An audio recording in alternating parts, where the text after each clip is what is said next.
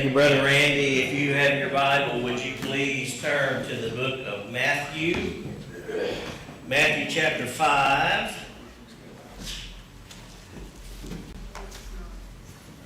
And I have some announcements that I want to share with you before we get going.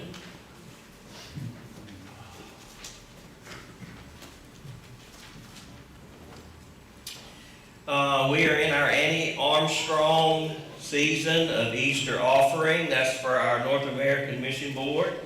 And so our goal for the church is $2,000. So please continue to be in prayer over how the Lord would use you to be a part of it. And I just want to say this. We talk about our goal often. And our goal is not necessarily just to meet a number. Our goal is to be in prayer for our North American missionaries. And we've got some prayer guides that are around that have some great information in it. And we want to support them, but let's remember to be in prayer for them as well. Saturday at 10 o'clock, there is a decorating workshop for the upcoming Ladies Fellowship. If you're interested in helping with decorations, it's for anybody. Come. Monday at 6 is the Secret Sister Reveal. Emily sent out a text message with the details in it. If you are part of Secret Sister and you didn't get that, please make sure and see Emily or let us know. March the 14th is Ladies Fellowship. Spring into action, and that's here too, right? Yes. This Sunday also is our vote for the at-large administrative council position. And so be in prayer for who you would like to vote for to serve on that position. This is the position that Wayne Stewart currently holds, and he's done a fantastic job. And so the criteria is that it has to be a church member, and to vote you have to be a church member as well. And so this is why membership is important too as well. Ladies need to meet briefly. Emily. Yes. Tonight? Yes. Where? Right here? Here. Yeah. Okay. So ladies, just hang out in here for a few minutes after service tonight. And March the 13th, that's a Friday, a little bit down the road, there is a ladies outing to the Vintage Market Days in Amite, leaving at 9:30.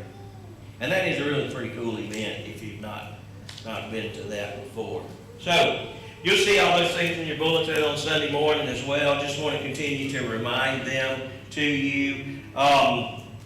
We've been walking through the Sermon on the Mount, what is often referred to as the greatest sermon of all times, or Jesus' greatest sermon, whatever you want to call it.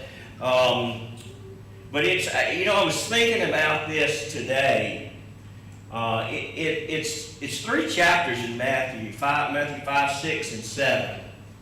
And we're taking it in chunks, per se, that are maybe 3, 4, 5, 6 passages or whatever, and spending some time focusing on each one of those. Can you imagine what it would have been like to sit there and to hear and see Jesus teaching this and try to comprehend all of it? I mean, we've been studying this for decades, for thousands of years, and are still trying to, just comprehend what it was. But I mean, it's not like they had paper they could write it down on, or a voice recorder or something. They're going straight off of memory. And there's just so much in here, so powerful. And we're just so blessed that we still have access to it today. And so tonight we continue moving in that. And I want to start out with this question. I always like to start out with a question. The question I want to start out with is, why do people say things like, I swear, I promise, or I'm serious. Like they're giving you some information, they'll say, I swear it's true. You know, I promise it. Why do people say those things? Okay, this is the... They want you to listen. They want you to listen. Trying to convince you that they're right. Trying to convince you. Reassure. Other people aren't trustworthy.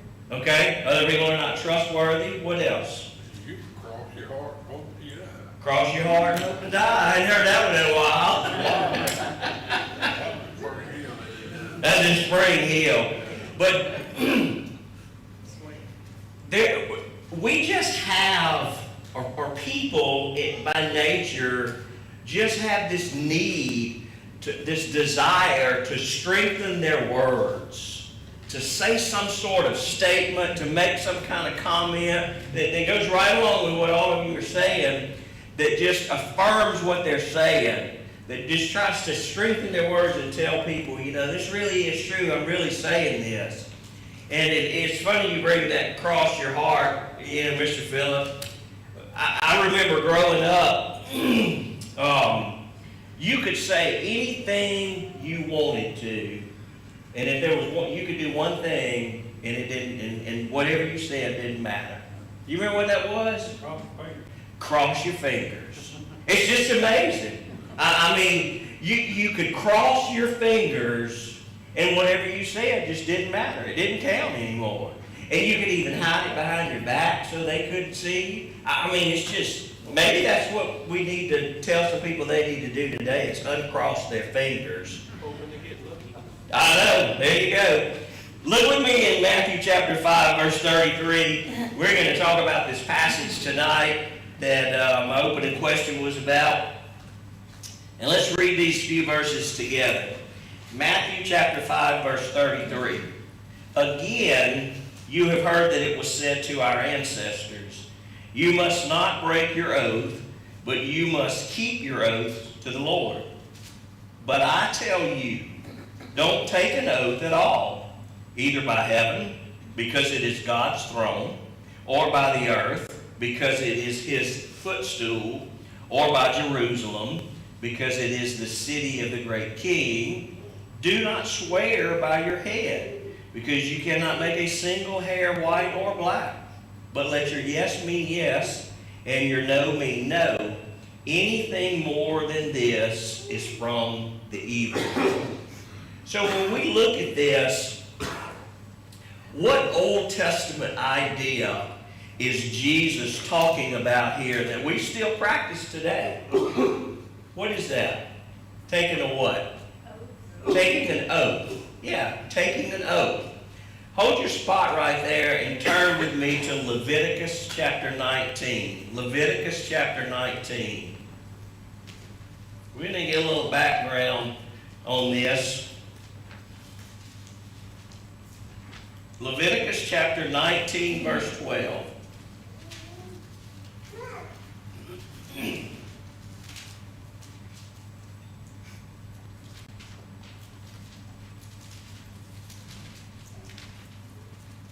Leviticus chapter 19, verse 12 says, do not swear falsely by my name. Just lost my spot. Profaning the name of your God, I am the Lord. So this is something that the Lord is speaking to Moses. Turn with me to Numbers chapter 30. Numbers 30.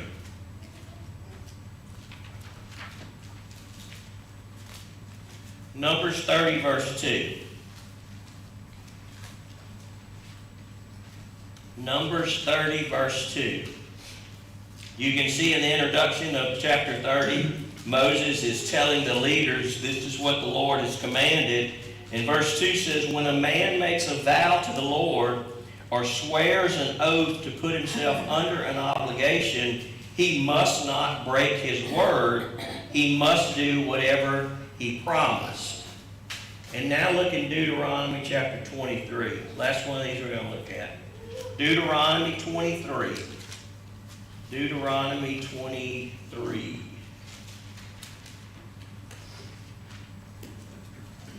Deuteronomy 23, 21.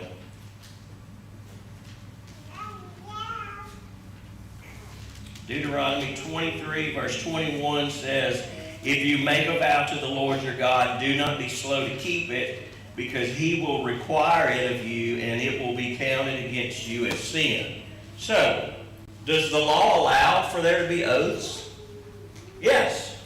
We see that all the way back from the beginning of the law, from the first few books of the Old Testament. We see that. In fact, Jesus took an oath. Who was it? I think it was Caiaphas, maybe, that questioned him, and he swore him in. Jesus took an oath and responded to his questions. And so we see that, taking an oath is something that is okay. It's permitted. But what is it that the law here, and what is it that Jesus is telling us about oaths that is not permitted? False oaths, lying, breaking them, whatever you want to call it. And so, by the time that Jesus walked the earth, legalism was in full swing. Pharaohs and the Sadducees were so legalistic. Even parts of Rome, the Romans did lots of different aspects of legalism going around. They were looking for loopholes and things. They were creating these loopholes. We're going to talk about some of their laws on Sunday morning, but we know that they ranked the oaths that they took. And even in the promises that they made, they considered some promises to be binding and some were not. Others were, in their mind, technically breakable. It wasn't like they were trying to lie. They were trying to lie legally. They were trying to find loopholes to be able to lie. And so that's why we see Jesus addressing this. And so the real issue, we've been talking about this for the past several weeks, whether it be telling the truth or adultery and lust or anger and murder. What is the real issue that Jesus is dealing with our what? Our heart. That's where Jesus is addressing. He's coming back there. He's coming back to our heart again. He's not banning oaths in the courtroom. That's not what he's doing. He's confronting people who are trying to be manipulative about it. He is confronting people who fall into those white lie categories. It's just a white lie, or it didn't hurt anybody, or those kinds of things. That's what he's confronting here. And Jesus says in here, he says, you must not break your oath. And so he's telling us here, and look at verse 36, he says, do not swear. Do not swear at all. Here's what he's talking about. He's talking about our everyday speech. He's not talking about trying to find loopholes out of, some legal speech or some court case or whatever. The point that Jesus is trying to make is that our normal words every day, regardless of who we're talking to, regardless of where it is, regardless of what it is about, our normal words every day should be as reliable as if we were under a sworn oath to tell the truth. So then Jesus says, let your yes be yes and your no mean no. That's another familiar passage that you heard Jesus' brother in the book of James right in there, and he talked about that. And so here's what Jesus means by that. When you're talking to somebody, we're not supposed to use exaggerations. Now, it's fun, if you sit around a camp and you talk about the fish you caught, that, longer in the day, the bigger that it gets. That's not what we're talking about. Jim's shaking his head. He doesn't know what we're talking about, But he's talking about not using our speech to manipulate anybody, not using our speech to have some strategic words. You ever heard somebody say, I'm technically not lying? You ever heard that before, you know? I mean, it's like, how does that work? I don't know, anyway. Or you know, he's saying no half-truths. As a follower of Jesus, a disciple, and that's what our focus is this year on being a disciple, we are to speak plainly and honestly at all times. Now, that doesn't give us permission to say something about another person and then just say, well, I'm just telling the truth. That's not what Jesus is talking about. You guys know that. And as we look back over these last few lessons, Jesus talked about anger, a heart issue. He talked about lust being a heart issue. He talked about divorce as being a covenant issue. Here we see him talking about our speech. What he's talking about is our integrity. What he's really talking about is our integrity as a believer and how that jeopardizes what he's done for us. Because if we, of all people, can't be trusted every day, then what does it tarnish? It tarnishes the gospel. It makes people say, if that's a Christian, I don't want to be that. You know? Or it just causes people to look at it in a different way. I want you to write this passage in your margin there if you have a pen. Proverbs 12:22. Proverbs 12:22. Proverbs 12:22. Proverbs 12:22 says, lying lips are detestable to the Lord, but faithful people are his delight. Sums it up. Sums it every bit up. Proverbs 12:22. We even see in Ephesians where the Apostle Paul calls on us as believers that we're to put away all of the lying and we're to speak the truth. Because that's what Jesus followers are supposed to do. Our world today is